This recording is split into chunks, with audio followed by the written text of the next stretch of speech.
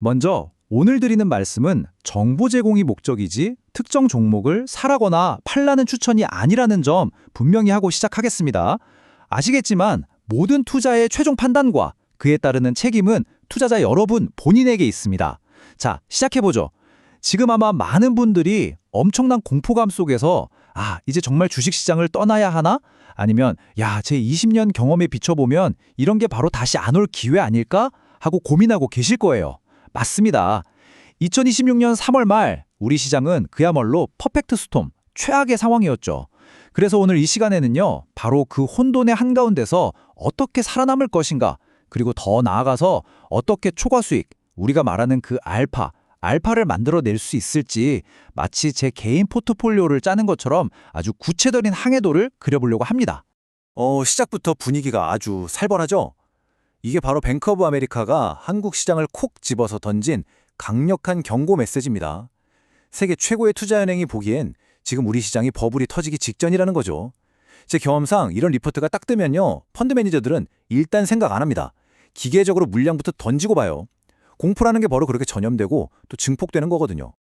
그리고 바로 이 숫자가 그 공포를 증명합니다. 80.37. 이게 뭐냐면 시장의 공포지수라고 불리는 VK 코스피가 장중에 기록한 사상 최고치입니다. 이 정도 수치면요, 그냥 단순한 패닉이 아니에요.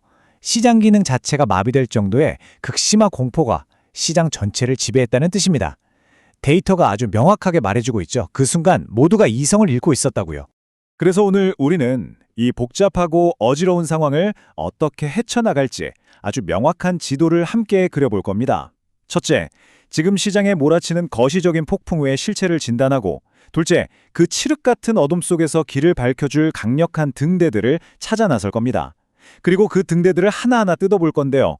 핵심 동력인 AI 반도체, 새로운 성장 엔진인 모빌리티의 재탄생, 그리고 어떤 파도에도 흔들리지 않을 방어 자산까지요.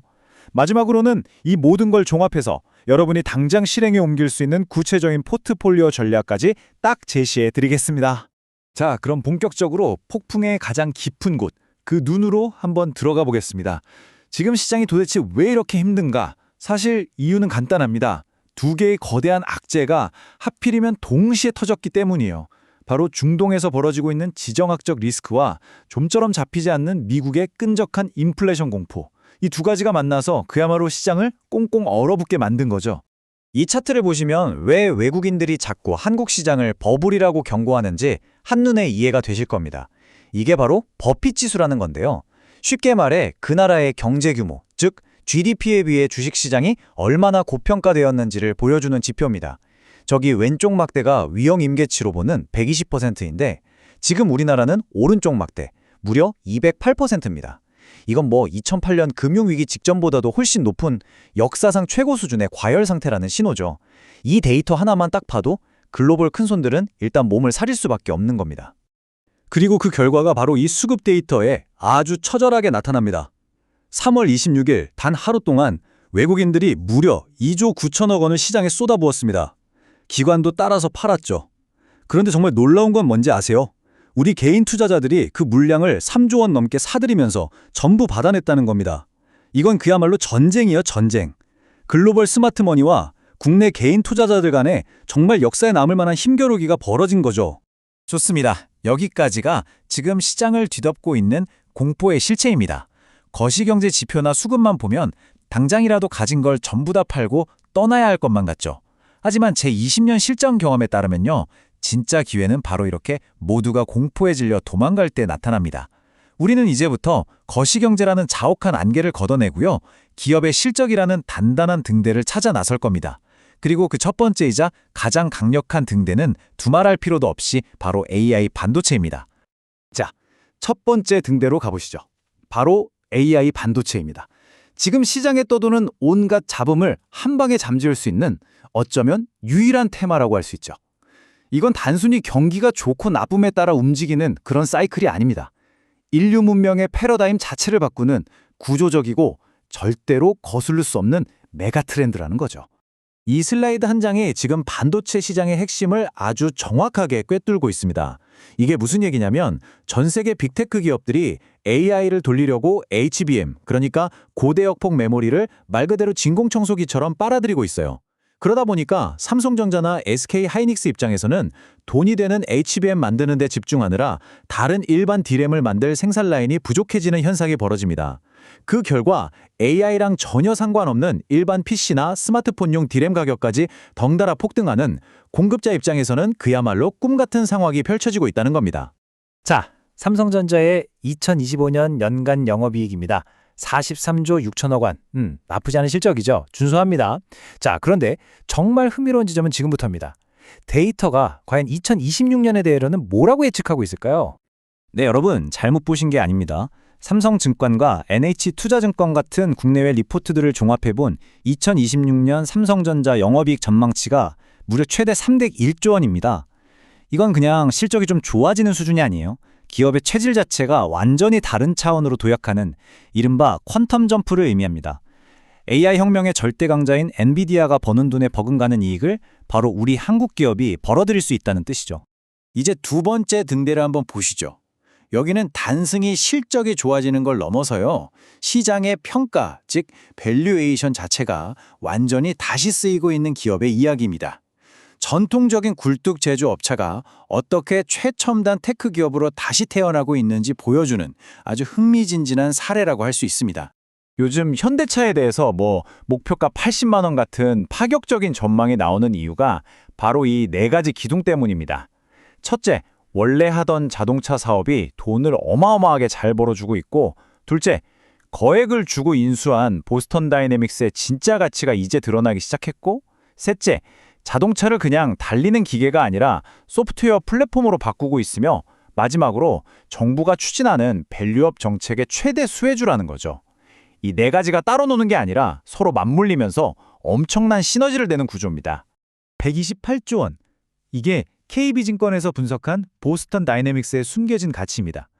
이게 왜 그렇게 중요할까요? 지금 전 세계에서 자동차 공장에 사람 대신 인간형 로봇, 즉 휴머노이드 로봇을 투입할 수 있는 회사는 테슬라와 현대차 딱 두 곳뿐입니다. 로봇이 조립 라인에 들어가는 순간 공급망 관리가 완전히 혁신되고요, 현대차의 이익률은 제조업의 한계를 뛰어넘어 소프트웨어 기업 수준으로 점프하게 될 겁니다. 시장은 바로 이 미래 가치를 지금 가격에 반영하기 시작한 거죠. 자, 이제 포트폴리오의 안정성을 꽉 잡아줄 방어 자산들을 살펴볼 시간입니다.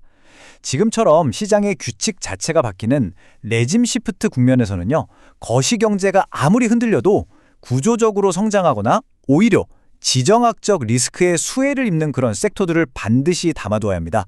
그 첫 번째 주자는 바로 전 세계를 휩쓸고 있는 K푸드입니다. 이 차트 하나가 K푸드가 얼마나 리스크 분산을 잘하고 있는지 아주 멋지게 보여주죠. 예전에는 수출이 아시아에 거의 몰려 있었는데 이제 보세요.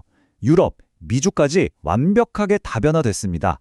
특히 입맛이 보수적이기로 유명한 유럽 비중이 19%까지 올라왔다는 건요, 이제 K라면이 일부 매니아들만 먹는 별미가 아니라 서구권의 주류 식문화로 당당히 자리 잡았다는 아주 강력한 증거입니다. 그리고 이 숫자를 한번 보시죠. 중남미 지역의 라면 수출 성장률인데 작년 같은 기간에 비해 얼마나 늘었을까요? 무려 268.2%가 증가했습니다. 이건 그냥 성장이 아니라 폭발이죠, 폭발. 아직 개척되지 않은 시장을 뚫고 우리의 식문화가 얼마나 깊숙이 그리고 빠르게 침투하고 있는지를 보여주는 놀라운 데이터입니다. 이런 기업은 외부 환경이 아무리 나빠져도 쉽게 흔들리지 않습니다. 또 다른 훌륭한 방어 자산은요, 이런 지정학적 리스크를 오히려 기회로 만드는 기업, 즉 글로벌 공급망 재편의 직접적인 수혜주입니다. 이 슬라이드를 보시면 OCI의 전략적 우위가 한눈에 들어오죠? 왼쪽, 오른쪽. 너무 명확하잖아요? 미국이 중국 신장 위구르 지역에서 만든 태양광 소재 수입을 법으로 막아버리면서 말레이시아에 공장을 둔 OCI의 비중국산 폴리실리콘은 이제 부르는 게 값이 되고 있습니다. 이건 미중 패권 전쟁이 격해질수록 OCI의 가치는 더욱 빛날 수밖에 없는 구조인 거죠? 자, 이제 여러분의 포트폴리오의 가장 중요한 시간, 바로 실행 계획으로 넘어가 보겠습니다. 지금까지 우리가 분석한 내용들을 다 종합해서 지금처럼 변동성의 큰 장세에서 살아남고 또 수익까지 낼 수 있는 구체적인 포트폴리오를 과연 어떻게 짜야 하는가, 바로 보여드리겠습니다. 제 포트폴리오라면 이렇게 짜겠습니다. 전체 자산의 70%는 이 시장의 모든 돈을 빨아들이는 거대한 중력장이자 블랙홀, 바로 AI 반도체, 즉 삼성전자와 SK 하이닉스에 집중합니다. 여기가 바로 초과 수익, 알파가 만들어지는 핵심 엔진입니다. 그리고 나머지 20%는 제조업의 한계를 넘어 테크 기업으로 다시 평가받고 있는 현대차 그룹에 투자해서 성장의 날개를 다는 거죠.